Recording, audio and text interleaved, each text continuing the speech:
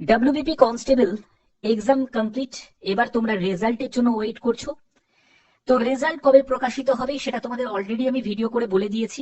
যারা যারা জানো না তাদের উদ্দেশ্যে আরেকবার বলি, 9-24 তারিখ রেজাল্ট আউট হবে, আর না হলে 26 তারিখ আউট হবে। তোমাদের ধরে রাখতে পারো, আমি যদি সরাসরি বলতে হয়, 20 তারিখ থেকে 26 তারিখের মধ্যেই তোমাদের রেজাল্ট আউট হয়ে যাবে যে কোনো সময়, কারণ পারফেক্ট ভাবে বলা সম্ভব নয়। তবে তোমরা 20 তারিখ থেকে 26 তারিখের মধ্যেই যে কোনো ডেটে তোমাদের রেজাল্ট আউট হয়ে যাবে। মেন টপিকে চলে যাচ্ছি। মেন টপিক হচ্ছে যে প্রশ্নের যে অ্যান্সার কি তোমরা অনেকেই চেক করেছো, কারণ তোমাদের 7 দিন টাইম দেওয়া হয়েছিল। যদি 7 দিনে তোমার মনে হয় যে কোনো প্রশ্নের উত্তরে ভুল আছে, তো তাহলে সেক্ষেত্রে তোমাদের কি করতে হবে, ক্লেম করতে হবে। ক্লেম করার জন্য ইমেল করতে হবে যে ব্যাপারটা কিন্তু কমপ্লিট হয়ে গেছে। মেন ব্যাপার হচ্ছে যে এই যে 3টে প্রশ্নের উত্তরে জানা গেছে ভুল দিয়েছে আর পিআরবি, তো সেক্ষেত্রে এর জন্য প্রাপ্ত নম্বরটা কি হবে। এই যে 3টে প্রশ্নের যে উত্তরে যে ভুল হয়েছে, এখানে যদি 0 করে দেয়, ধরো কি করলো যে পিআরবি করলো যে এগুলোকে 0 করে দিল, অর্থাৎ যে প্রশ্নগুলোর উত্তরে ভুল আছে সেগুলোকে 0 করে দিল, অর্থাৎ সেখানে কোনো মার্কস কেউই পাবে না। এবার এরকম তো অনেক ক্যান্ডিডেট আছে যারা এই 3টে প্রশ্নের উত্তর যারা সঠিক করেছে আছে। এবার যদি আমরা এখান থেকে একটু যদি বোঝার চেষ্টা করি, দেখো কতটা এফেক্ট পড়তে পারে তোমাদের কাট অফের ক্ষেত্রেও, সেটা তোমরা দেখো। একজন ক্যান্ডিডেট, তার ধরো স্কোর আসছে, সে অ্যান্সার কি চেক করে দেখেছে 45 আসছে, এই 3টে প্রশ্নের উত্তর সঠিক দিয়ে তার 45 আসছে।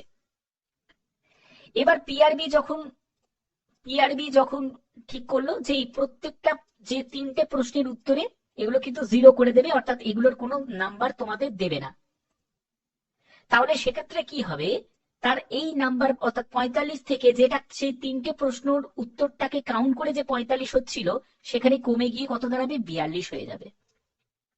এবার ধরো কাট অফ গেছে 43, তাহলে তার কি হলো, সিলেকশন হলো না। এত বড় কিন্তু একটা সিলেকশন তোমাদের আটকে যেতে পারে যদি এই 3টে, কারণ এই 3টে নাম্বার মানে মুখের কথা নয়, ঠিক আছে, 0.5 0.25 এইগুলোর জন্য সিলেকশন আটকে যায়, সেখানে 3টে নাম্বার মানে অনেক বড় ব্যাপার, ঠিক আছে।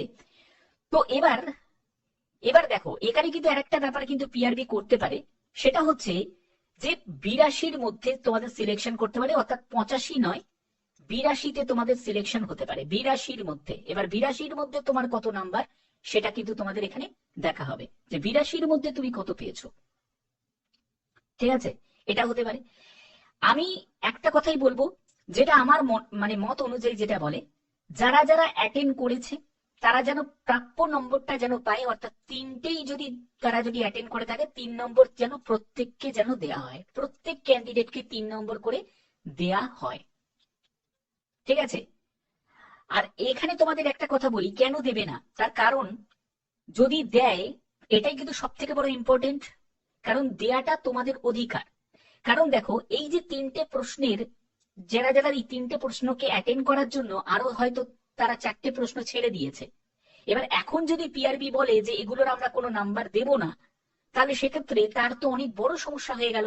কারণ সে ধরো এই যে 3টে প্রশ্নের উত্তরের জন্য সে ধরো 5 মিনিট সময় লাগিয়েছে, ওই 5 মিনিটে হয়তো সে আরো কতগুলো জিকে করতে পারতো, সেই জিকেতে হয়তো গোলটাই দিতে পারিনি, ঠিক আছে। তাহলে সেক্ষেত্রে গেল যে 4টে থেকে 5টা মতো সে জিকে প্রশ্ন আরো উত্তর দিতে পারতো, সেটা তুই দিতে পারলো না শুধু সময়ের জন্য, কারণ সে মেন সময়টা এখানেই খাটিয়ে দিয়েছে 3টে প্রশ্নের উত্তরের জন্য। তাহলে সে তো ডিজার্ভ করে এই 3টে নাম্বার, তাহলে তাকে এই প্রাপ্ত নাম্বারটা দেওয়া উচিত, ঠিক না। তো এই ডিসিশনটা কি এসে দাঁড়ায় সেটা পরবর্তী সময় নিশ্চয়ই আমরা জানবো। আর একটা কথা তোমাদের বলে রাখি, তোমাদের অলরেডি আমি দেখিয়ে দিয়েছি যে তোমাদের পিইটি পিএমটি কোন ডেটে হবে।